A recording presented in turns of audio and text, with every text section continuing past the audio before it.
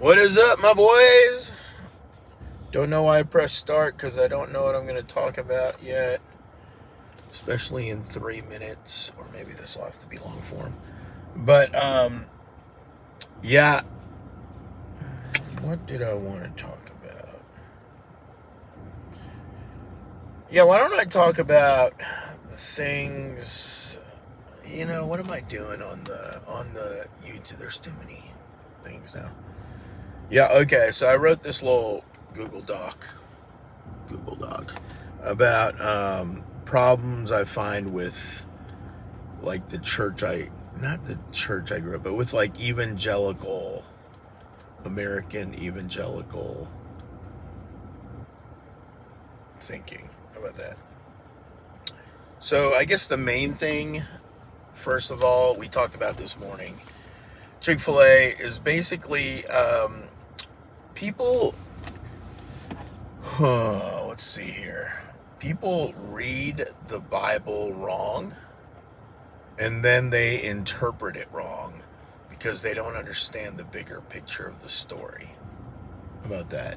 So I guess this morning I mentioned the three things, the approaches most people do when they go through the Bible. So when they think of the Bible, there's so many books, but basically people read it like a theological dictionary.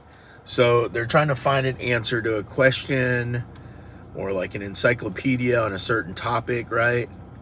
Back in the day, there would be a bunch of books, A through Z, and they would just have different topics, and then people would write about them. It was called an encyclopedia.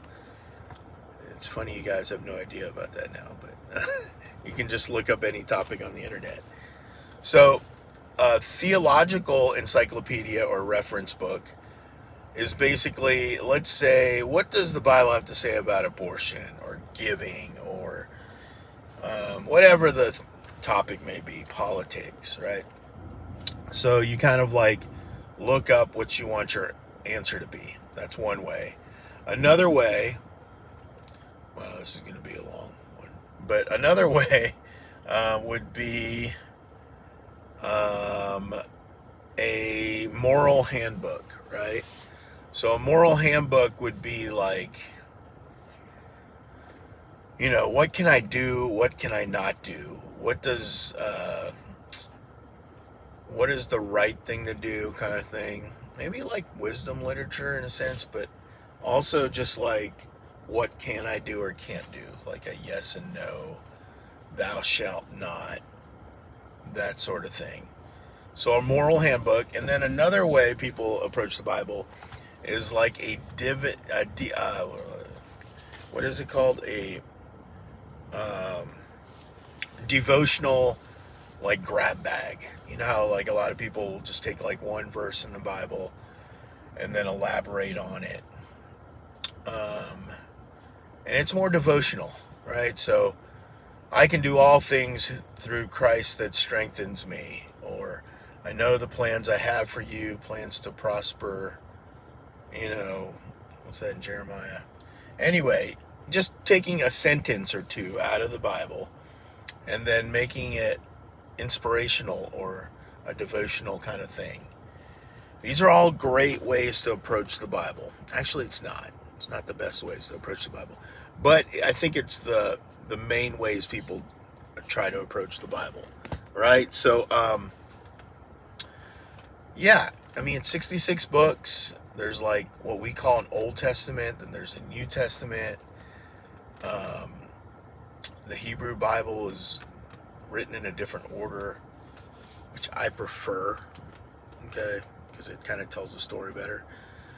But yes, there's so many different genres. We have to read it like it's supposed to be read and how it was intended to be read by the redactors or the people that edited the Bible.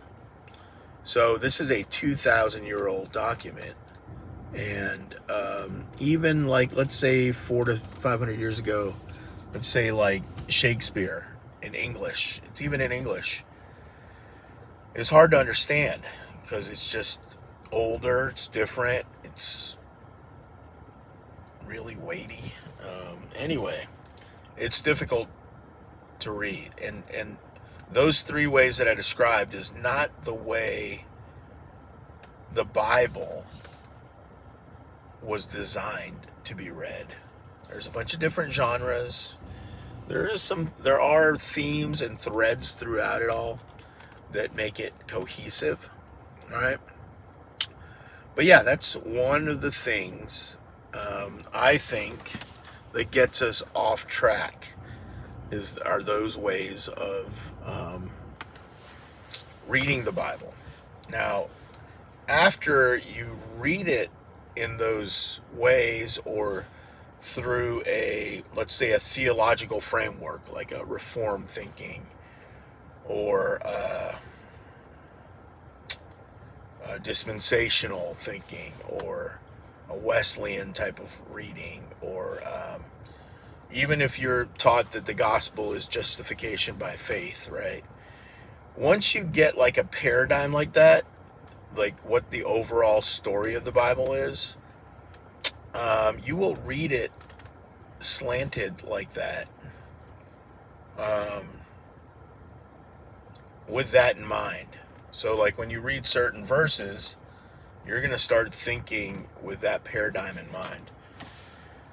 So the way we read it, the way we interpret it, I think can be off.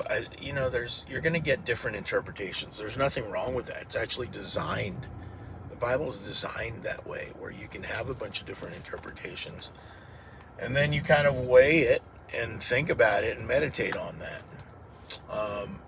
Actually, nothing wrong with that, so it's fine. But those are two things I think about the Bible that kind of lead us astray, or off of what the Bible is really trying to convey.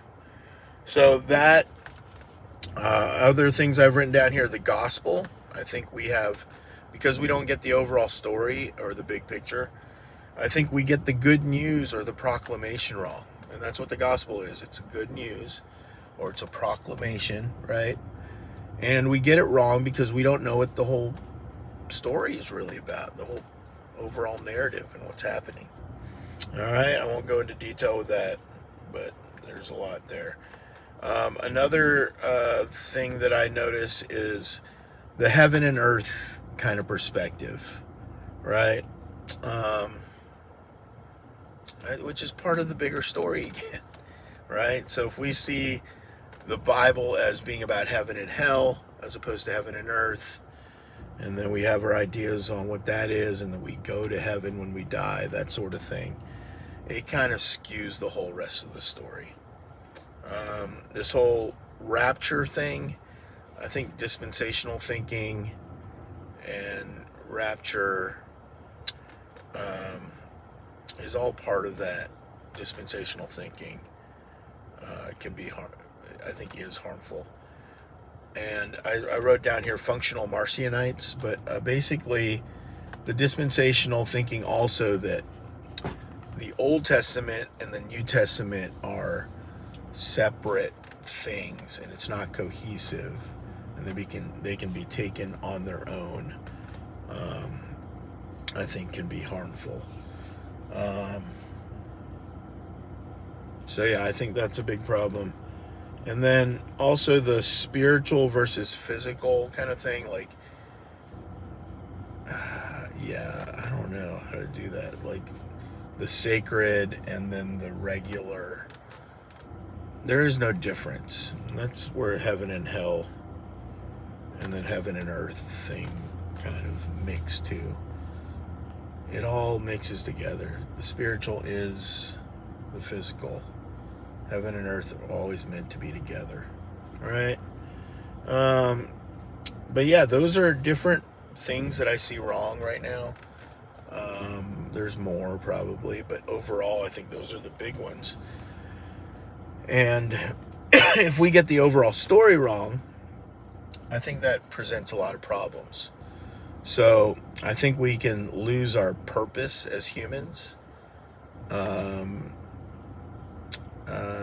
And if we don't have our purpose right, then we will do our actions on the earth will be wrong, or anemic, right? So, yeah, I think as humans, we're image bearers. We're supposed to be caretakers of creation. So we're supposed to image God and serve and rule over creation in godly wisdom. We have to be able to do that. And that is our actual purpose. So our purpose isn't to leave this earth because it's bad. It's supposed to, we're supposed to nurture it and take care of it and rule over it in godly wisdom so that it will be fruitful. And then we'll be fruitful as humans, and then our good works are used for God's glory, and so on and so on. So it's really important that we get the message right, and then the gospel right, and then reading the Bible and interpreting it to the best of our ability. Now, if we come up with different interpretations, I'm fine with that. And we should struggle through it and meditate on it and work in a community into figuring out what those mean and how that plays out as humans, that sort of thing. So anyway, those are the things, and that's all I've got. All right, boys. Love ya.